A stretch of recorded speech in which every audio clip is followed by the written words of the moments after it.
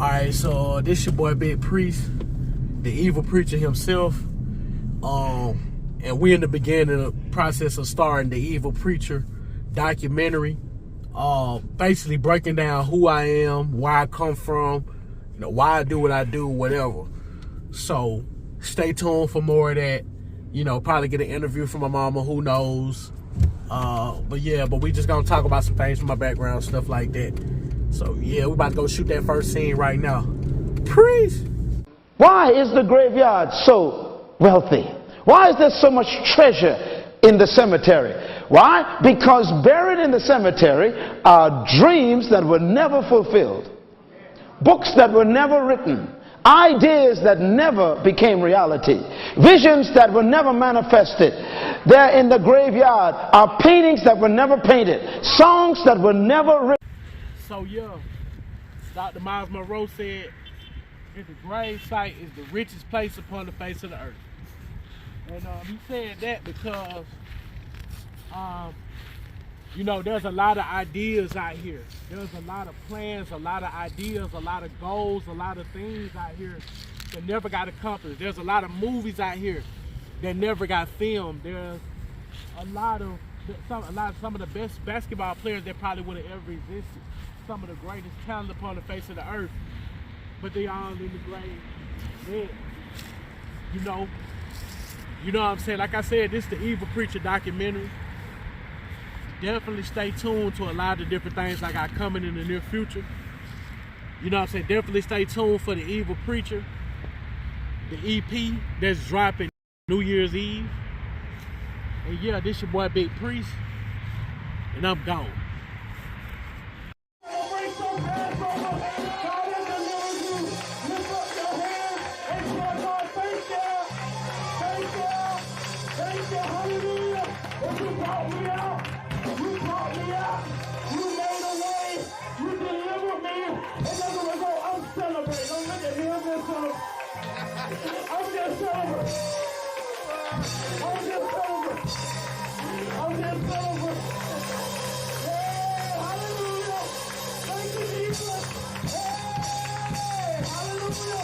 When my brother died, it had me questioning everything. I just had so many different questions. And I was already just questioning a lot of things, I always been the type of person that think critically. But when I got involved in ministry, it was just like, just so confusing, just seeing so many contradictions and things that I thought should be done one way, the right way, and it's just being done just however. So when my brother died, it's just opened up this treasure box of questions that pretty much led to who I am now. Some people may wonder why I do certain things certain ways, why I am certain ways. Well, yeah, when my brother died, it changed everything. And kind of was a good, kind of was a bad thing, depending on who tells the story. I feel like it worked for the better. Well, Cedric, I can say that the person that you are now from who you used to be, I've seen a tremendous change in you. I can go back to when you was a teenager. You and your brother, y'all was some rambunctious young fellas.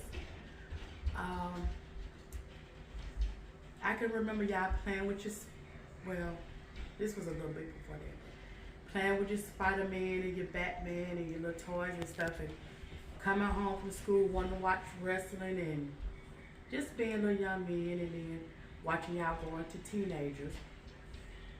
And you and your brother, y'all start getting into some trouble.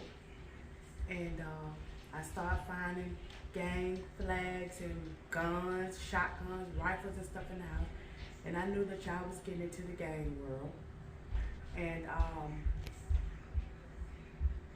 I knew there was some burglaries and break-ins in the neighborhood. I knew y'all was involved with that.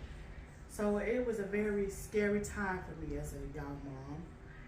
I had many thoughts of the homicide knocking at my door telling me one of y'all was dead in somebody's house or in the middle of the street.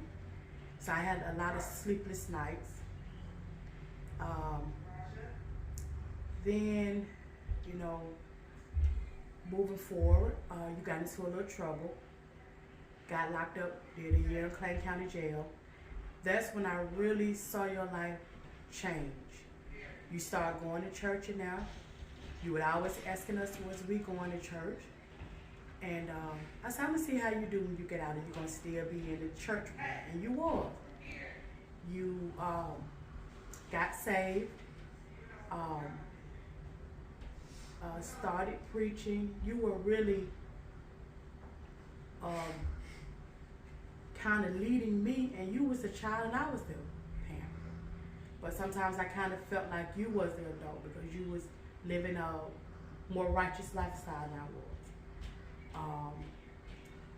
I was very proud of you at that point in time to see you growing from a teen to a grown man, preaching, living the righteous way, just showing us an example to the point where we would ask you to pray for us in a lot of situations.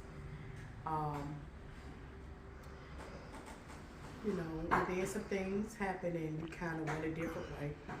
But seeing the man that you are right now, you have a lot of morals and values. And I'm glad to see that because you don't see that in a lot of men these days. You are all about your family, the kids, and you just want everybody to be financially stable and in a good position.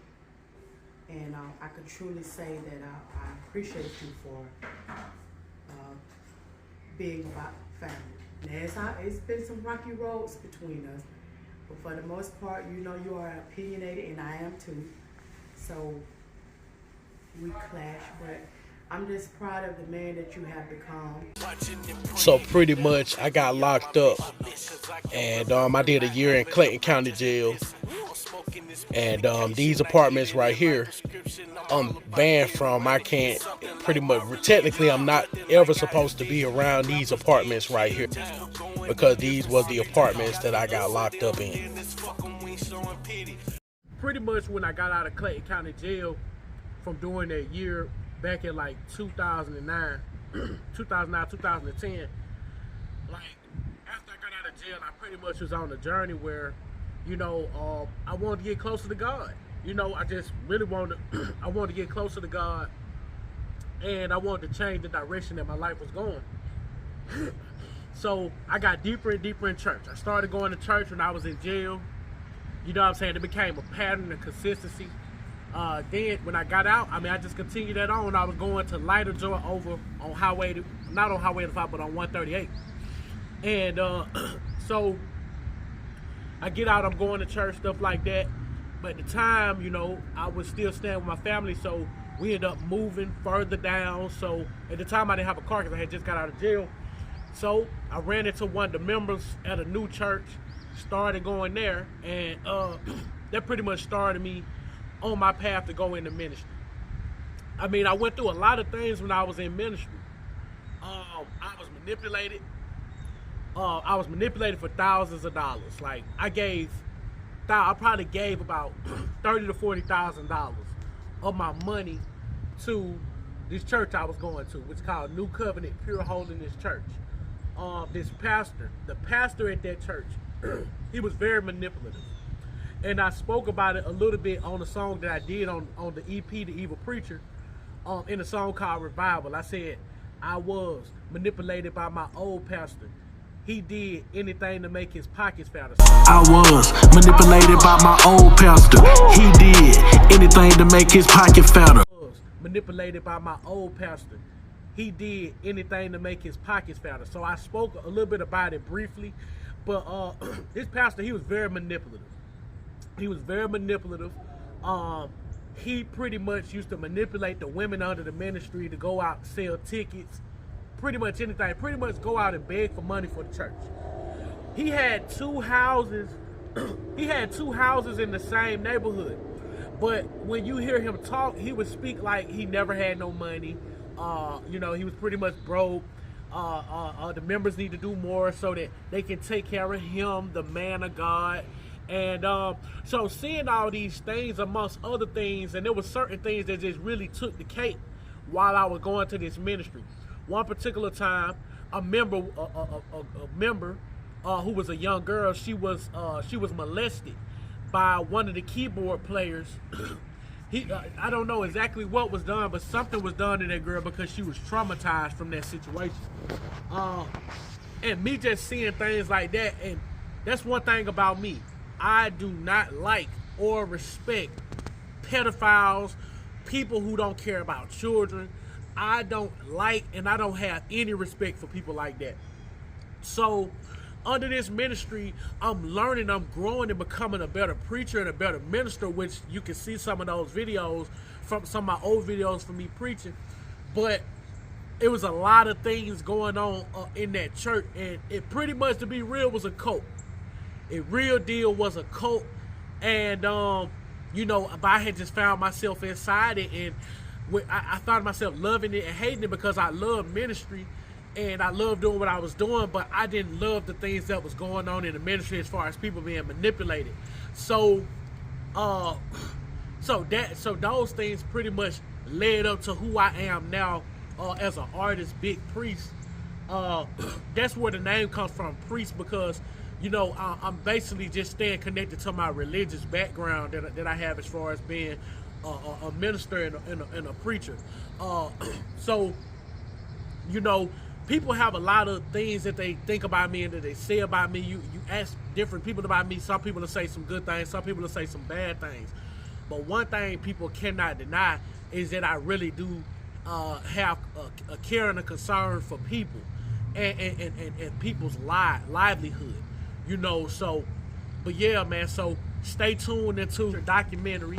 Stay tuned, you know what I'm saying, for more content that we got coming, because, man, it gets deeper and deeper, man.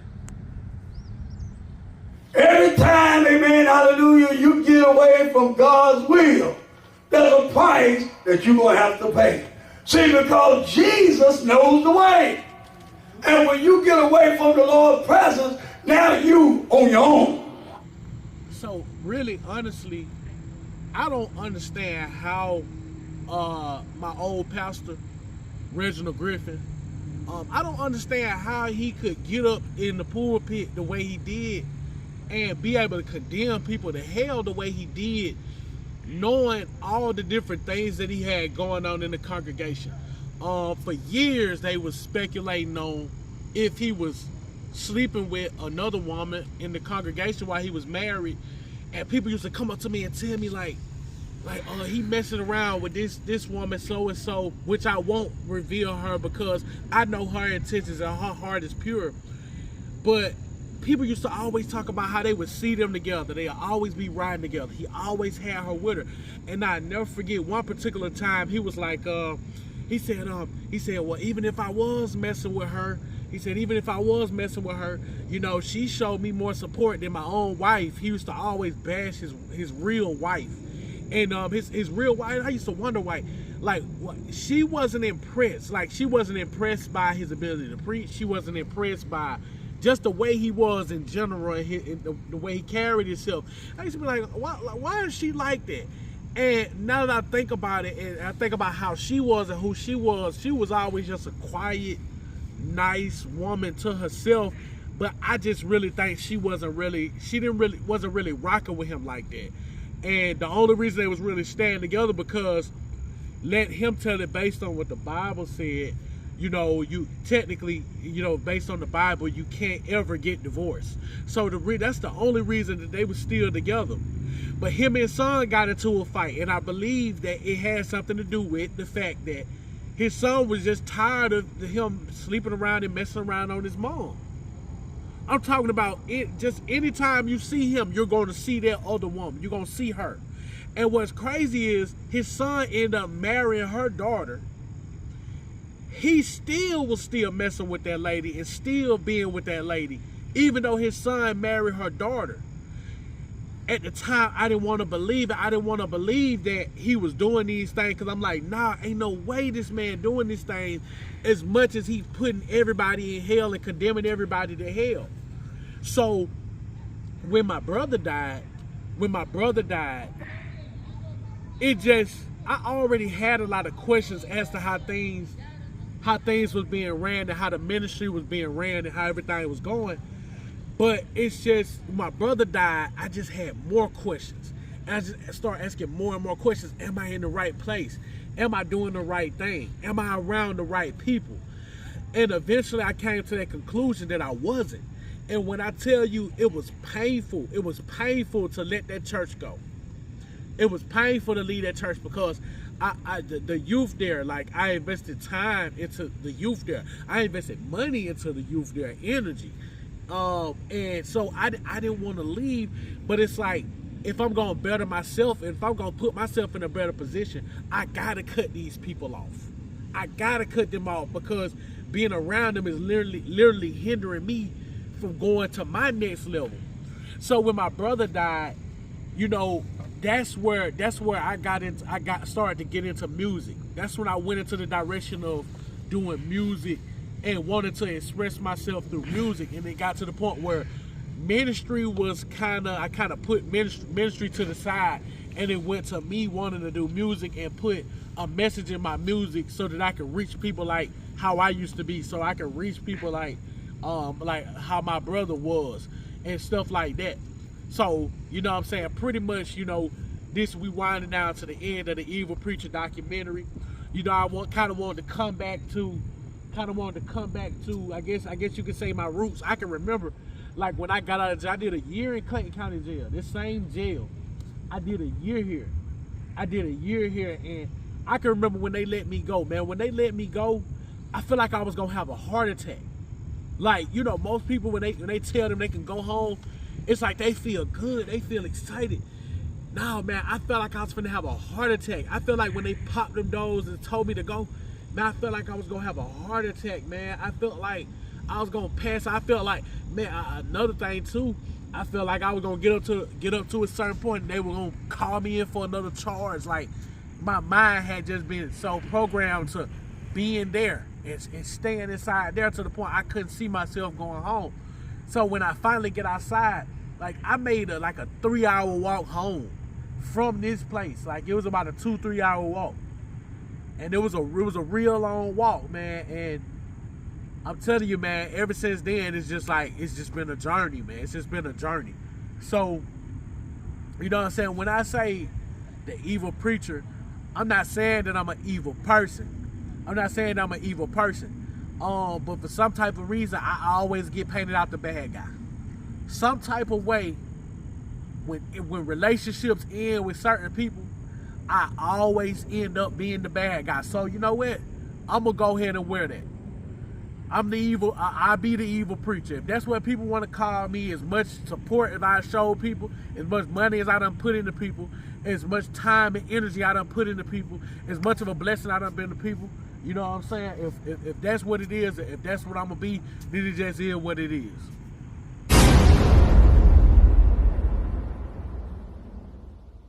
But sometimes God asks us a question for our sake, to see, do we really want it ourselves? And I know sometimes life have a way of shaking you so much, of putting you through so much, to the point that you don't even know if you want it yourself, to the point that you don't even know if you want to walk that level anymore, to the point that you don't even know if you're ready to be what God has called you to be.